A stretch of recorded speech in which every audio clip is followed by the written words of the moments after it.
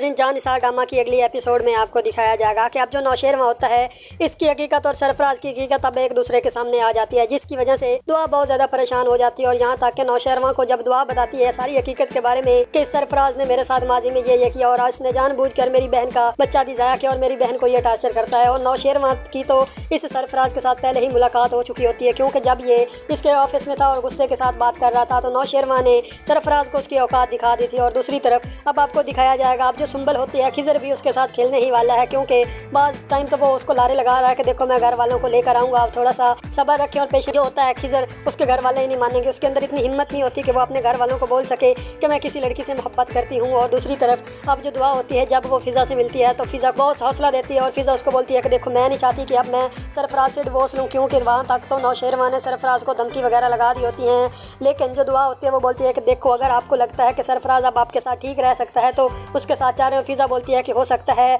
भाई की वजह से ये सरफराज बदल ना गया हो, तो दुआ उसको समझाती है कि देखो सरफराज कभी भी नहीं बदल सकता, क्योंकि इसके खून में ही बदलना नहीं है, ये सिर्फ और सिर्फ नौशेरवां की धमकी की वजह से ऐसा कर रहा है और नरम मिजाज है। यहाँ तक कि अब जो होता है सरफराज वो अपनी माँ को बता देता है कि देखो नौशेरवां ने अगर मेरे साथ कुछ किया मैं तो चाहता हूँ मैं इसको छोड़ दूँ। तो उसकी माँ उसको बताती है कि देखो अगर आपने इसको छोड़ा तो आपके लिए एक नई क़यामत पड़ी जाएगी, क्योंकि वो अमीर ज़्यादा आपको कभी भी नहीं छोड़ने वाला, वो आपको ख़त्म कर देगा। तो जिसके बाद सरफराज को भी उस बात के बारे में पता चल जाता है, क्योंकि वो उसी के ही ऑफिस में जॉब करता है और वो नौशेरवां की हकीकत से तो वाकिफ़ होता है, क्योंकि उसके इलाके में कोई ऐसा बंदा नहीं होता जो नौशेरवां को ना जानता हो। जिसके बाद सरफराज की ज़िंदगी तो अजाब बने ही बनेगी, जिस तरीके से उसने दूसरे लोगों की ज़िंदगियों को तबाह बर्बाद किया अब उसके ऊपर खुद बीतेगी तो उसको पता चलेगा। जिसके बाद जो होता है नौशेरवां वो तो दुआ की खुशी के लिए किसी भी हद तक जा सकता है, दुआ की खुशी के लिए वो किसी को मार भी सकता है। लेकिन नौशेरवां को अभी तक इस बात के बारे में एग्जैक्ट पता नहीं होता कि फराज ने इसके माजी में इसके साथ क्या किया था, और दुआ ये बात नहीं बताएगी। लेकिन जब इसको शक हो जाएगा और हो सकता है उसका शक भी यकीन में बदल जाए